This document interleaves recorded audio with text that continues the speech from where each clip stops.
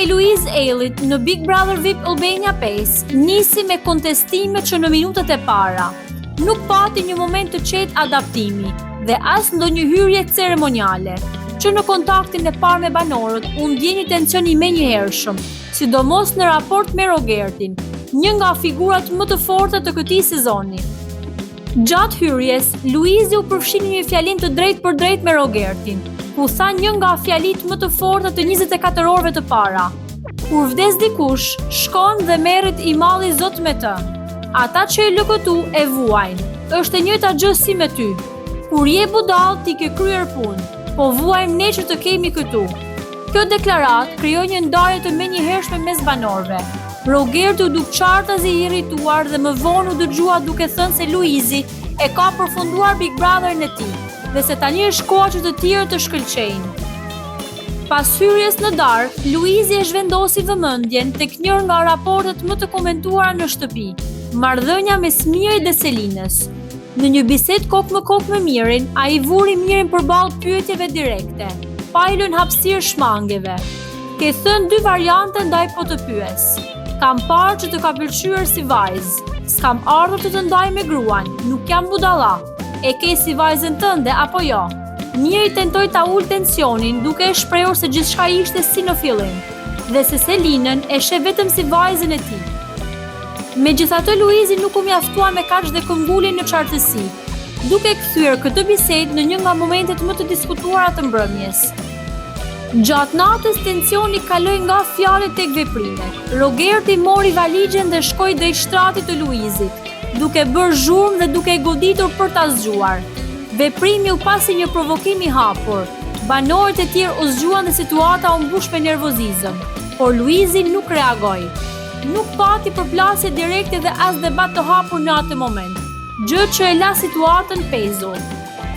Mëngjesi i gjeti të dy në një qetësi të papritur, nuk pati sqarime dhe as konfrontim. Mes banorëve u përhap ndjesia se ajo qetësi nuk ishte fundi i konfliktit, por thjesht një pauzë. Gjatë ditës Luizi u përfshi në një diskutim të gjatë me Brikenën për raportin e saj me Mateon. Me ton të drejtë për drejtë, ai kërkoi të marrë një vendim të qartë. Ndaje mendjen, o merre djalin ose lëre. Për ta forcuar mesazhin, Luizi solli shembullin e historisë së tij me Kiarën, duke rikujtuar se ajo dikur i kishte thënë se do të duheshin 3 Big Brother, ndërsa sot është nëna fëmijës së tij. Një mënyrë për të treguar se gjërat ndryshojnë shpejt brenda asaj shtëpie. Debatet vazhduan më pas me Mateon dhe Rogertin, ndërsa këta të fundit po diskutonin. Luizi ndërhyri duke thënë se kolegu i Mateot nuk ishte zgjuar ende. Kjo ndërhyrje ndezi situatën. Nuk ke histori dashurie këtë vit në Big Brother. Luizi u përgjigj shkurt. Ja ku jemi unë dhe tani. Biseda u ashpërsua, ndërsa Mateo i thot, po së mundi do të shpikesh ndonjë tjetër? Luizi përgjigjet po. Ndërsa Rogerti ndërhyri me ironi duke thënë, atë që e ke, na e thuaj të vim me orar. Në konferencën për banorët e ri, Louise Aili u pyet sërish për Big Brother VIP 2 dhe për faktin që nëse kishte një aleate si Efi apo Kiara. Ai u shpreh qartë se nuk e kupton pse rikthehen vazhdimisht të kaluar dhe theksoi. Ka mbaruar Big Brother që kam bërë.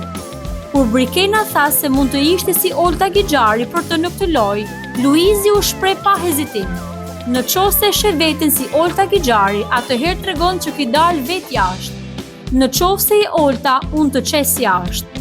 Përgjigje shkaktoi të qeshura, por edhe reagime të forta në shtëpi.